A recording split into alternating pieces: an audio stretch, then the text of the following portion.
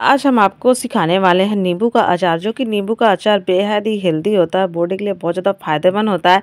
सर्दियों के मौसम में आप सबको पता है नींबू बहुत ज़्यादा आते हैं और सस्ते भी बहुत अच्छे ज़्यादा रहते हैं। तो आज हम आपको कम ऑयल में और सालों साल चलने वाला हम आपको नींबू का अचार सिखाते हैं बना के, जो कि सालों साल ही चलता है। ऐसा नहीं है कि ये 2-4 महीने में ख़राब हो जाता है, ख़राब बिल्कुल भी नहीं होगा। बस हम इसको नए तरीके से बनाएंगे, वो भी घर की ही सामग्री से बनाने वाले हैं। तो देख सकते हैं दोस्तों, इस तरह से हमारा नींबू का अचार बनेगा, जो कि आप इसको किसी भी चीज़ से खा सकते हैं। सब्जी रोटी दाल किसी भी चीज़ से इसको यूज कर सकते हैं। हेलो दोस्तों, राम राम। मैं हूँ दिव्या फूड चैनल में आप सभी का स्वागत है। आई होप आप सभी लोग खुश रहें, हमेशा निरोगी रहें। आते हैं हम रेसिपी की तरफ। देख सकते हैं दोस्तों, ये रहे हमारे नींबू। तो हमारे 1.5 किलो तक नींबू है। हम इन्हें अच्छे से धो लिए हैं, बढ़िया सुखा लिए हैं, पानी इसका बढ़िया अच्छे से पोंछ लिया है, पोंछ के तैयार किए। अब हम इसको देख सकते हैं, अच्छे नींबू है, फ्रेश है, कहीं भी ख़राब नहीं है, दाग धब्बे नहीं है। जो थोड़े बहुत ख़राब लगेंगे मुझे तो मैं उसको हटा भी दूंगी। तो हम इनको बढ़िया अच्छे से इनको करते हैं आगे की तैयारी। तो हम इनको देख सकते हैं, अब हम इनको अच्छे से काटेंगे। तो हमें इन्हें इस तरह से इस साइड से काटने हैं। तो हम इसकी जितनी छोटी छोटी साइज़ काटनी है, आप छोटी साइज़ कर सकते हैं। आपको बड़े साइज़ रखनी है तो आप इसे बड़ा साइज़ भी कर सकते हैं। तो मुझे इसे लंबे लंबे से पीसेज काटने हैं, तो इसे हम लंबे लंबे से इस तरह से काट लेते हैं। बड़े बड़े पीसेज, मतलब बड़े बड़े नहीं, इतने बड़े नहीं करने, छोटे काटे, क्योंकि ये वैसे भी मतलब जब ये आपका अचार तैयार हो जाएगा तो पूर्ण रूप से गल जाएगा, तो ये छोटे छोटे पीस हो जाएंगे।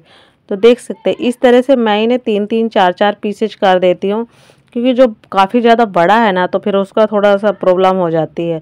तो इसलिए मैं इसके छोटे छोटे पीसेज कर दूँगी। जहाँ कहीं लगेगा बहुत बड़ा नींबू है तो उसकी मैं 3-3 कर दूँगी एक तरफ से, तो उसमें 4-4 पीसेज हो जाएंगे। तो इस तरह से हमें इनको सारे को कर लेना है। और रहे जो इनके अंदर बीज, तो बीज है, जो भी बीज है, ज़्यादा बीज नहीं रहते, तो हम इनको निकाल लेंगे, ताकि जब खाएंगे तो खाने में बीज आएंगे नहीं। तो हम इन्हें अभी ही निकाल के सारे हटा के तैयार कर लेंगे। तो देख सकते हैं फ्रेंड, मैंने इनके बीज निकाल के तैयार कर लिए हैं। आते हैं हम नेक्स्ट तैयारी की तरफ। देख सकते हैं ये मैंने चढ़ा दिया गैस जला दिया है, और जिसमें चढ़ा दिया है कढ़ाई। तो कढ़ाई में मैंने जीरा ऐड कर दिया है। तो जीरा मैंने 2.5-3 चम्मच ऐड किया है, कच्चा जीरा है।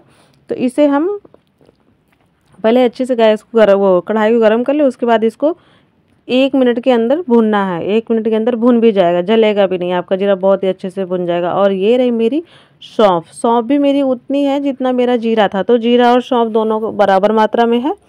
तो मैं इसे भी अच्छे से इसमें भून लेती हूँ। और अब मैं इसमें अजवाइन ऐड कर देती, अजवाइन भी अभी ऐड करनी थोड़ी बहुत, ताकि थोड़ी तीनों चीज़ है ना, तीनों चीज़ हमारा अच्छे से थोड़ा सा भुन जाए। तो भुना हुआ हम इसको ऐड करेंगे ना, तो इससे जो इसका स्वाद है ना, इसका जो टेस्ट है वो बहुत ही अच्छा आएगा। तो इसलिए हम इसको अच्छे से भून ही लेते हैं। 1 मिनट के अंदर ही भूनेगा, ज़्यादा समय बिल्कुल नहीं लगेगा। तो हम अब इसमें ऐड कर देंगे अजवाइन। अब आती है अजवाइन की बारी। अजवाइन हमने इसमें 2 चम्मच के लमसम लिया है, ज़्यादा नहीं लिया है।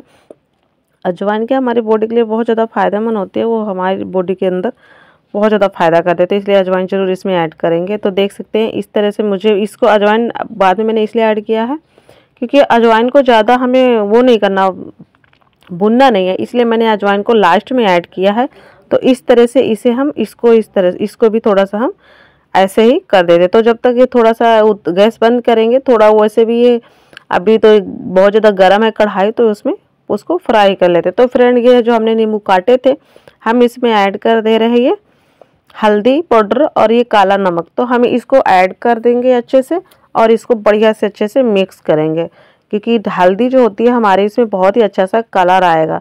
तो इसलिए मैंने इसमें पहले काटने के बाद इसको इस तरह से मिला के इसको रख देंगे बढ़िया सा। पहले तो हम इसको बढ़िया से मिलाते हैं।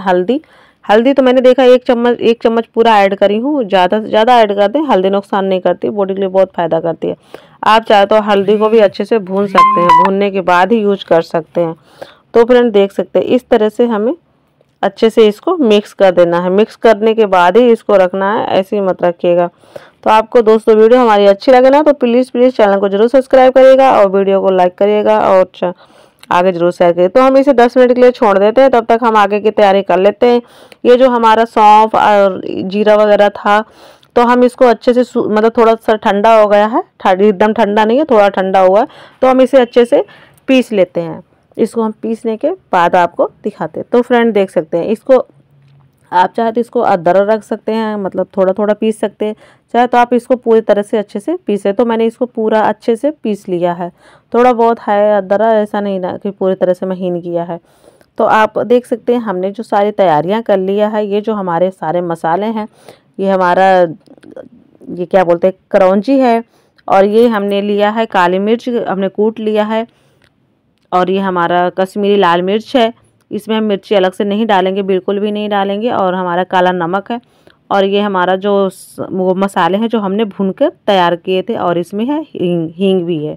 तो आते हैं हम अब नेक्स्ट तैयारी की तरफ। देख सकते हैं ये जो हमारा नींबू है, नींबू में हमने जो नमक ऐड किया था, और हमने इसमें ऐड किया था नमक और हल्दी। तो ये हमारा हो गया बनके, इसको हमने 10-15 मिनट के लिए रेस्ट के लिए रखा था, तो ये हमारा बहुत ही अच्छे से हो गया तैयार। तो अब हम इसमें डालेंगे सारे जो सामग्री, हम उसको भी इसमें यूज करेंगे। हमने डाल दिया काला नमक, ये हमने इसमें काली मिर्च भी ऐड कर दिया है, और इसमें हींग ऐड कर दिया है, और अब हम इसमें कश्मीरी लाल मिर्च ऐड करेंगे। कश्मीरी लाल मिर्च से क्या होता है, इसका जो कलर है वो बहुत ही अच्छा सा आएगा, इसलिए इसमें काली मिर्च भी वो कश्मीरी लाल मिर्च ऐड करेंगे। ये जो हमारा मसाला था, सौंफ, जीरा और अजवाइन, हम उसे भी ऐड कर देते हैं। ये रही हमारी जो काले वाले तिल होते हैं, इसको काले वाले तिल भी बोल दो, कुछ भी बोल सकते हैं। तो इसको हम ऐड कर देते हैं, और इसमें जो हम ऑयल ऐड करेंगे, आप चाहे तो ऑयल अपना ये जो सरसों का ऑयल होता है, चाहे तो आप उसको कच्चा ऐड कर सकते हो, चाहे तो आप उसको बॉईल करके ऐड कर सकते हो। अगर जो आपको इसको धूप में नहीं रखना तो आप इसे बॉईल करके ऐड कर सकते हो,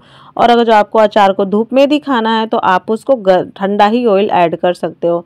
तो जब आपको अगर जो बॉईल करके ऐड करना, तो आप जब उसको कढ़ाई में चढ़ाएं ना, जब उसमें धुआं निकलने लगे ऑयल में, तब आप समझ जाना आपका ऑयल बहुत ही अच्छे से गर्म हो चुका है। फिर उसको ठंडा करने के लिए रख देना, ठंडा करने के बाद आप उसको यूज कर सकते हैं दोस्तों।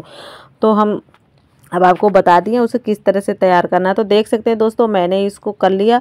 तो इसमें मेरा जो भी मैंने ऑयल ऐड किया, ऑयल मेरा पहले से बहुत ही अच्छा सा बॉयल था, तो बॉयल करके मैंने उसको ठंडा करने के लिए रख दिया था। ठंडा करने के बाद ही मैं उसे यूज कर रही हूँ। तो मुझे इस तरह से उसको ऐड करना है, इस तरह से मुझे उसकी तैयारी करना है। मैं ऑयल चाहे ज़्यादा कम ऐड करेंगे तो भी चलेगा, ज़्यादा ना ऐड कर ज़्यादा बढ़िया, क्योंकि जो ये हमारा नींबू है, नींबू हमारा बहुत ही ज़्यादा पानी छोड़ता है। तो पानी छोड़ने की वजह से ये हमारा नींबू का अचार कभी नहीं ख़राब होता है, बिल्कुल भी ख़राब नहीं होता। आप इसमें नहीं भी नहीं वो ऑयल डालोगे तो भी चल जाएगा, कभी ख़राब ही नहीं होता, पूरा सालों साल चलता है। तो फ्रेंड देख सकते हैं इस तरह से मैंने इसको तैयार किया है, नींबू का अचार। आपको मेरा ये रेसिपी अच्छी लगे ना, तो प्लीज़ इस वीडियो को ज़रूर आगे से आगे आप शेयर कर दीजिएगा। तो देख सकते हैं इस तरह से आप घर पर तैयार करें, वो भी घर की सामग्री से, और वीडियो को शेयर करना और वीडियो को लाइक करके ज़रूर बताइएगा कमेंट करके आपको हमारी